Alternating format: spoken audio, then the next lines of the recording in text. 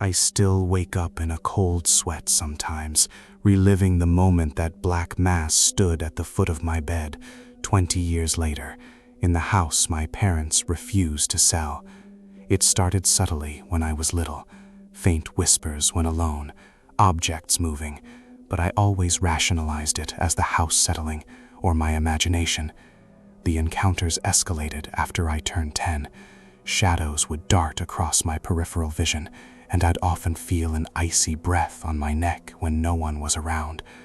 One terrifying night, I woke up paralyzed, my eyes forced open to a towering, amorphous silhouette that absorbed the moonlight, its presence chilling the air.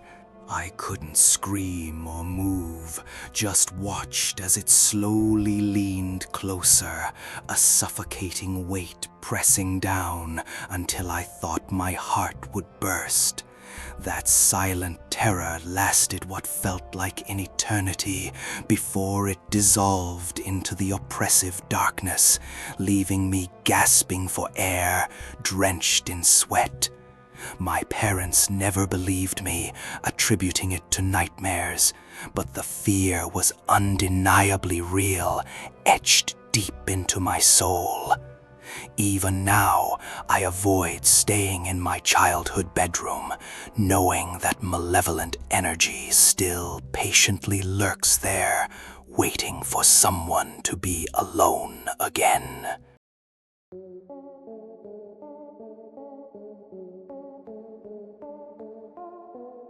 The old Blackwood Manor wasn't just abandoned, it felt like it was actively trying to trap us inside, and I still hear that child's laughter in my nightmares. My buddies, Jake and Chris, thought it'd be cool to break into the notoriously haunted estate on Halloween night, a dare fueled by too much cheap soda and urban legends. The air inside was thick with dust and decay, but also something else, a suffocating heaviness that made every shadow seem to writhe. We heard the whispers first, then a soft, rhythmic thumping from upstairs, like a child bouncing a ball, which sent a jolt of pure dread through us. As we crept up the grand, creaking staircase, a faint, high-pitched giggle echoed from the landing, causing Jake to freeze, his face ashen with terror. Suddenly, a heavy oak door at the end of the hall slammed shut upstairs with incredible force, shaking the entire house and plunging us into near absolute darkness. We didn't waste another second, stumbling blindly down the stairs, tripping over each other in a desperate scramble to escape the oppressive dread. We never looked back, forever haunted by the chilling sensation of unseen eyes watching us flee, and the laughter of Blackwood's ghostly occupant.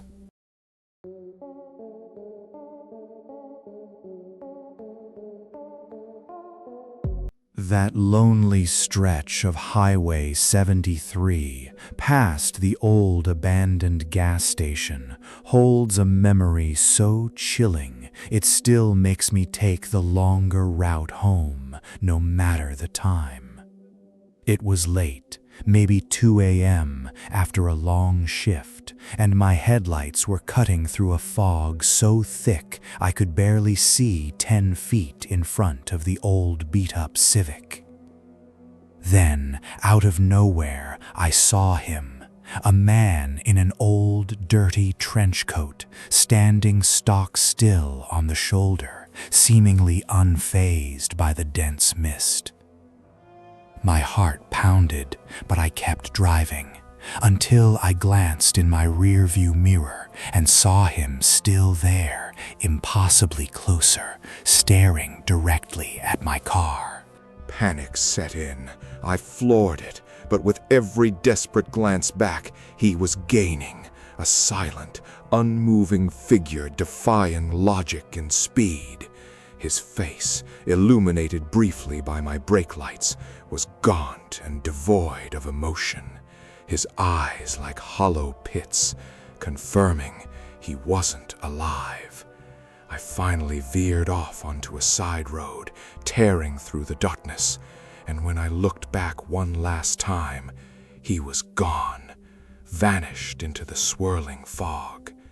Those empty eyes and that impossible pursuit still haunt my late-night drives, a reminder of what stalks forgotten highways.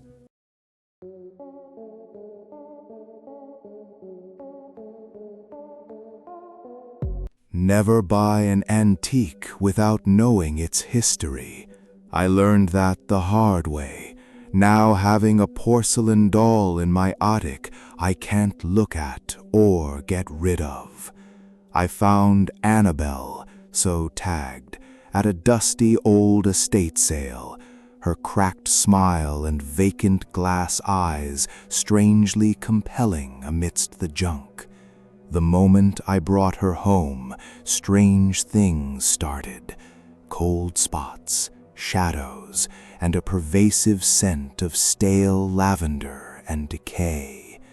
Then came the scratching, a rhythmic sound from her cabinet, always at 3:15 a.m., accompanied by the chilling sensation of being watched intently. One night, I saw her head subtly tilted, her porcelain eyes staring directly at me from across the room. An impossible shift I knew wasn't my imagination.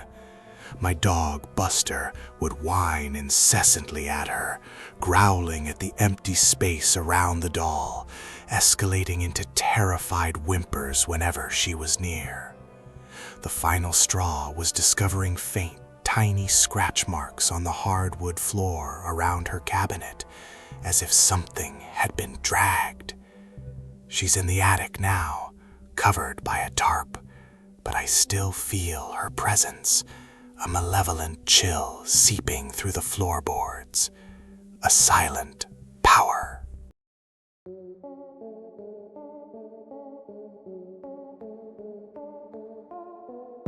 The rustic charm of that remote cabin listing definitely omitted the part about the unsettling, unseen occupant who didn't appreciate our presence.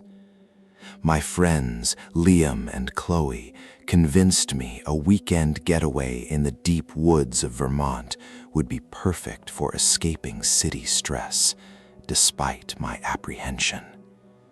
From the moment we arrived, the silence felt wrong, too heavy, broken only by creaks and groans that sounded less like old wood and more like anguished breaths. We started finding things moved, keys on different hooks, a book opened, and a faint, sweet, decaying floral scent lingering in certain rooms. Late one night, I woke to what sounded like a woman humming a sorrowful lullaby directly outside my bedroom door. Soft, yet utterly clear, terrifyingly close. My blood ran cold.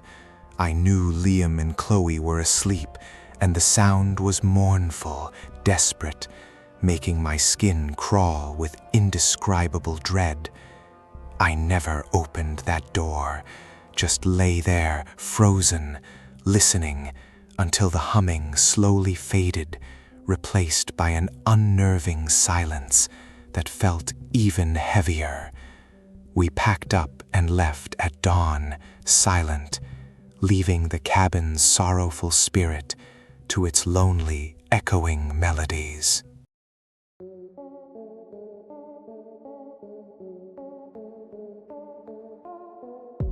That Ouija board session wasn't just a silly game. It ripped a hole in something, and whatever came through has been whispering my name ever since. My younger sister, Megan, and her best friend, Chloe, found it in our grandma's attic, dusty and wrapped in velvet, thinking it was a harmless, edgy prop for a sleepover. I scoffed at their superstition, but agreed to join, placing my fingers on the planchette, half expecting them to move it themselves for a cheap thrill.